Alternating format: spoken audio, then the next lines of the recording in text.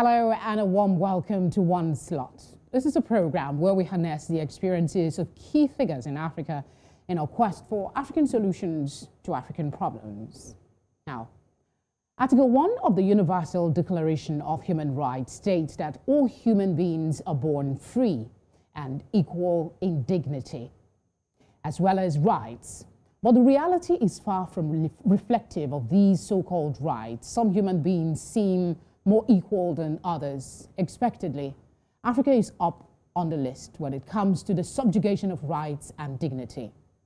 Today on One Slot, we'll be reviewing the situation in South Africa and efforts towards seeking justice that could ripple across other parts of the continent.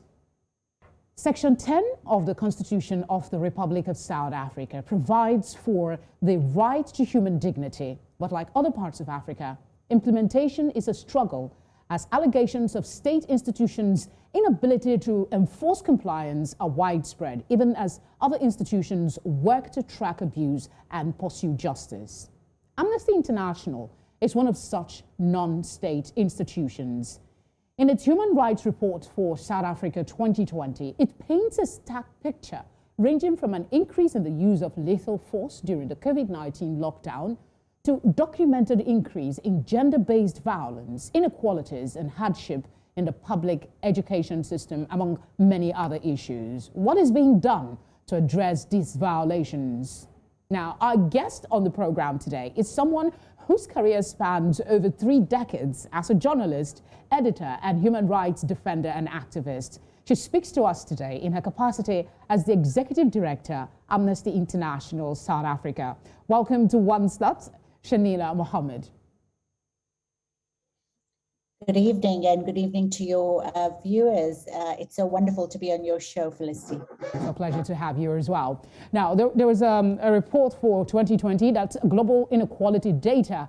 It shows that SA is one of the most unequal countries in Africa. Some say it's a bit of an exaggeration of the reality, yet your report corroborates that inequality remains persistently high. Why do you think this is so, and what needs to give, as they say, for a change? Well, I think very few people out there would not know South Africa's history. In 1994, apartheid fell, and this is after, decades and decades of subjugation, of repression of people of color. But even prior to apartheid, we had a colonial legacy which spanned over 300 years. So, South Africa has been through a lot of repression and oppression over centuries.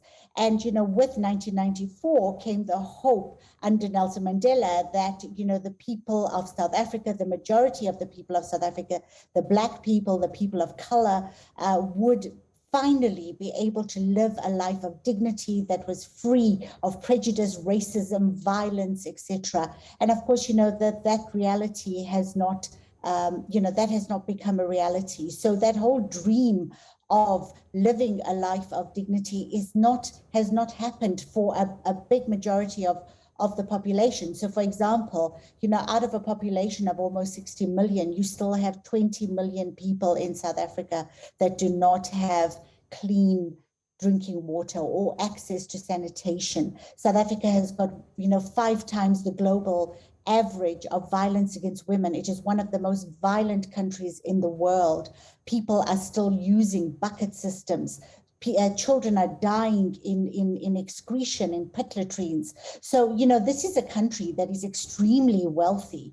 And so you would expect that, 27 years after apartheid fell, that the state would have made huge strides in uplifting the lives of the people that were deliberately downtrodden on by the white rulers during apartheid. But that has not happened. But what do you think is responsible for this, and what really needs to shift for us to begin to see a change for the better?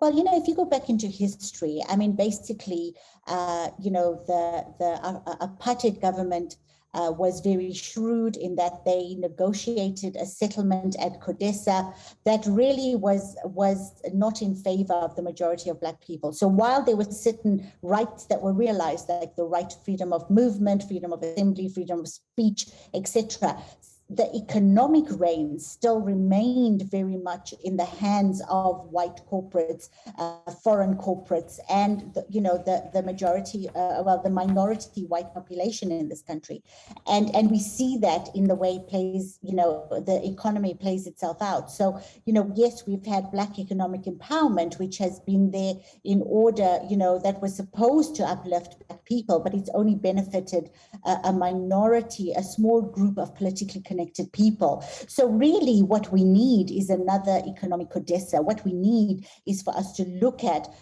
how do we in a way reimagine or restructure the economy so that it benefits the majority of people. And then, of course, South Africa has a problem that, we see in many African countries, and that is one of corruption, that is one of, and we saw that, in a very disappointing way even during the COVID-19 pandemic, when money that was supposed to go towards fighting the pandemic was stolen. And we've seen the health minister resigning as a result of that. So, South Africa is now, we have lost billions and billions of rands. Yeah, that was some of the highlights of your 2020 report. I want to just take, you talked about the water, poor sanitation and all of that, but let's look at what happened during the lockdown, particularly when it comes to security agencies and how, little force was used during that time.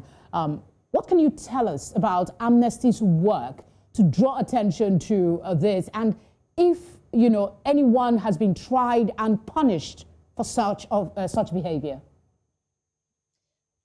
Well, Amnesty monitors such cases of excessive use of force by the authorities, and this is not during the COVID-19 response time. I mean, starting from March last year, we saw an increase in the number of cases of the use of lethal sort of force. I mean, we've seen deaths. We had the case of Andres Tatani, where the soldiers went into his house and basically, he was killed. What our analysis of this is very much the fact that the police and the law enforcement agents are not trained in public order policing. So, their immediate response when they are confronted by something that they find problematic is to use lethal weapons. Now, we are also against the use of what we call less lethal force, which is rubber bullets, because these are the very same things that are killing people. So what we're saying to the police, and Amnesty has offered its assistance many times, but nobody has taken us up on it, is that, we have done a lot of work around the world looking at training police officers on public order policing. And, and that is what is needed here, because when you see things play out, it really looks as if we're still, in the apartheid era. The way in which the police respond to crowds is excessive use of force, and we've seen this play out over and over again. And so during COVID-19, when the soldiers were deployed, we were extremely worried as Amnesty International for the simple reason that soldiers are trained to kill. They are not trained in public order policing. A country needs to have a public order policing unit that is specially trained to deal with crowds. What is the government saying about, reports and data showing that security officials used lethal force? What are they saying that they are doing that you're aware that they are doing to help address the situation so it doesn't repeat itself again? Well, we saw this first unfold during the Marikana massacre, where 27 or I think it was 32 people were killed, minors were killed. And from then onwards, we've been calling on the state to take action against police that are using excessive force and authorities. And, very few people ever get prosecuted for this, and I think that is one of the biggest challenges that we're facing in this country, that there is no accountability. Yeah. If you are responsible, then the chance of you getting away with it is very, very high. And they keep on promising that they're going to deal with it, but we see cases coming over and over again. This basically connects back to what you talked about earlier when it comes to corruption and how endemic it is in South Africa. It's not peculiar to that country, but it is quite worrying. According to, let me see if I have the figures here, the Auditor General's report, 26 billion was spent irregularly at local government level. You have another 3.47 billion lost to fruitless and wasteful expenditure. My question would be, as an organization that monitors some of the human rights issues in that country, how does this happen without being challenged? Well, I think, the problem that we're facing in this country is a problem that many post-liberation countries in Africa have faced, where, you have the so-called liberators, in this case, the ANC, where the African National Congress, where the liberating party. And, we see this happening in Zimbabwe, we've seen this happening in Zambia, we've seen this happening in many countries in Africa, where the so-called liberators then come into power and, feel that they have the right to, in a way, loot the state. And South Africa is no different. And, again, the African National Congress is in majority. The opposition parties, it's very difficult for them to challenge things in parliament, even though they do try. But when a party is in the majority, it's, the accountability mechanism becomes flawed. And the biggest problem is that the money that has been looted from the state, and we are literally talking about billions, is money that should have gone towards the uplifting of the lives of the majority of the population in this country. So it should have gone towards building schools. Yes, I'm going to interject here because we need to go on a break. But when we come back, we're going to talk about how this connects with the quality of education that is being assessed by, we understand about 13 million were out of school during the lockdown. We'll come and talk about that. And of course, the question of gender inequality as well and gender-based violence. We'll be right back. You're watching One Slot here on News Central.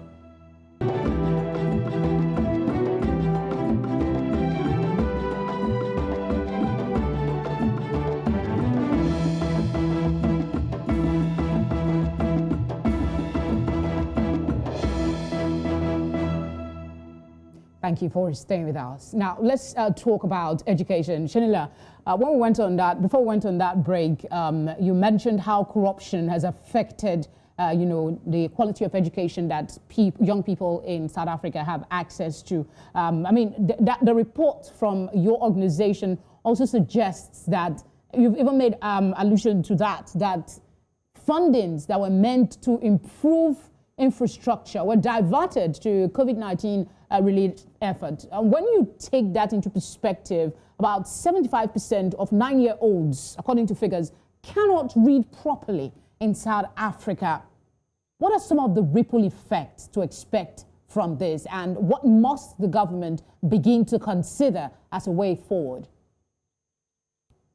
Well, Amnesty International has been concerned about the state of education in South Africa for many years, even before COVID-19, because, you will know that during the apartheid era, there was a deliberate strategy called the Bantustan education system, was designed to keep people of color undereducated. So they were not allowed to learn, mathematics. There were attempts to make them learn in Afrikaans, and that's what resulted in the 1976 Soweto uprising. So since 1994, of course, South Africa has made huge strides in access to education. So there's almost 100% access.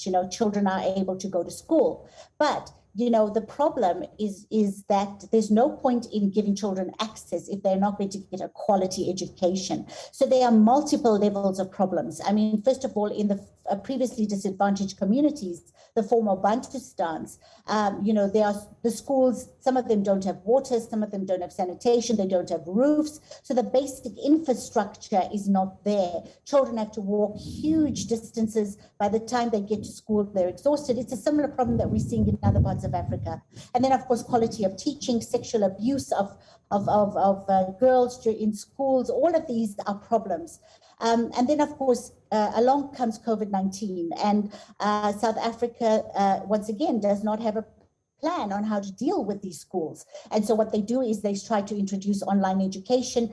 And, you know, in schools that don't have basic infrastructure, how is online education going to work for them? So there wasn't a plan B. And so what this means is that the gap between the rich and the poor just gets bigger and bigger. Children keep on falling through the net.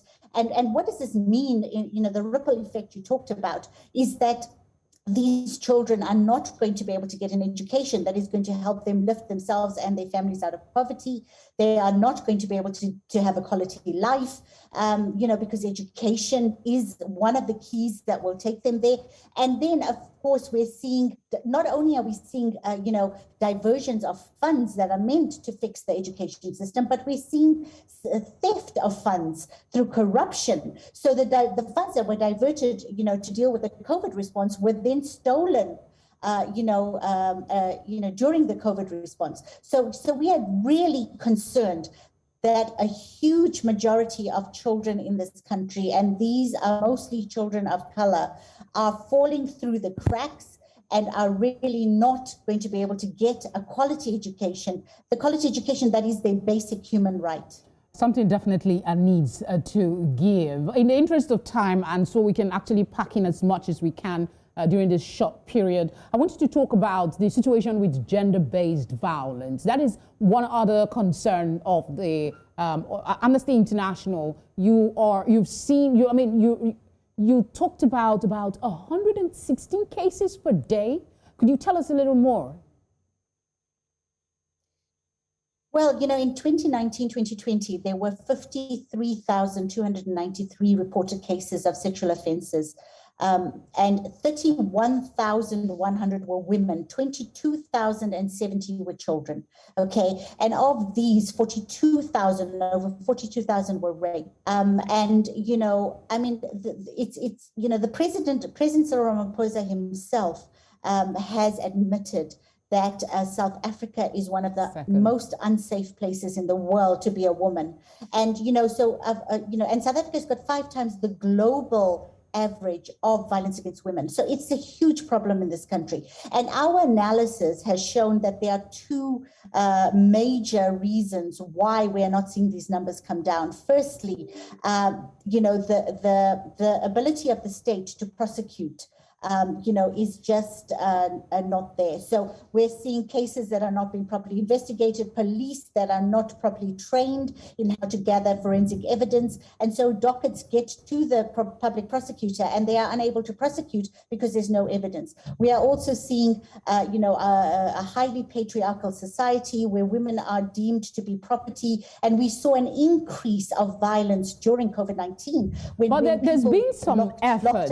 There's been some effort, it seems, from the government to address this. One of that was the president, Cyril Ramaphosa, talking about 3 bills that was sent to the House to, ensure that people that commit these crimes don't go scot-free, that they face the law. What's the situation with that law at the moment? Has it been enacted, or does it really make any change, affect the situation? You know, the laws have yet to be signed, and I think, they're waiting for the signature of the president. But, to be totally honest with you, South Africa already had a very solid legal system or legal framework. The problem is implementation. The laws can be absolutely brilliant, but if they are not properly implemented, if the police are not trained to gather forensic evidence, the prosecutors cannot go to the law to try to prosecute people. If society is not if the issues in society are not dealt with, if children at schools are not safe, so there's a lot of different layers. So it's not just the laws. South Africa has always law, the implementation and the enactment of these laws. And one of the things as Amnesty we are calling for is that the police are properly trained. We have had horrendous cases here where women have been raped or gang raped, and they have gone to the police and they've been raped again at the police station. I mean, this is unacceptable in a country like South Africa. And yes, the president has spoken a lot But we are yet, as Amnesty International, to see his words translate into safety for women. All right, and let's talk quickly about water. You mentioned this at the beginning of this conversation as one of the challenges that still face South Africa when it comes to rights. I mean, what suggestions are there from Amnesty to enhance access to water, particularly in rural areas?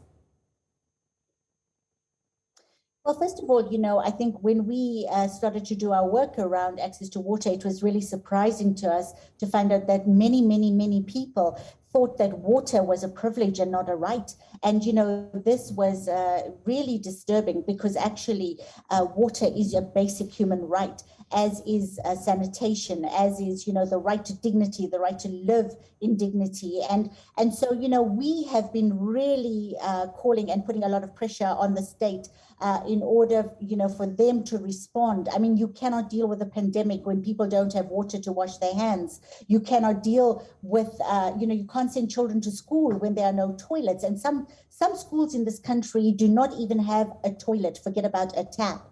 And so we have been putting a lot of pressure. And again, what we're confronted with is one ministry blames the other and says, well, they were supposed to do this. But as far as we're concerned, the buck ends with the president, with the state. And so we have been putting a lot of pressure, calling on the president to take a stand.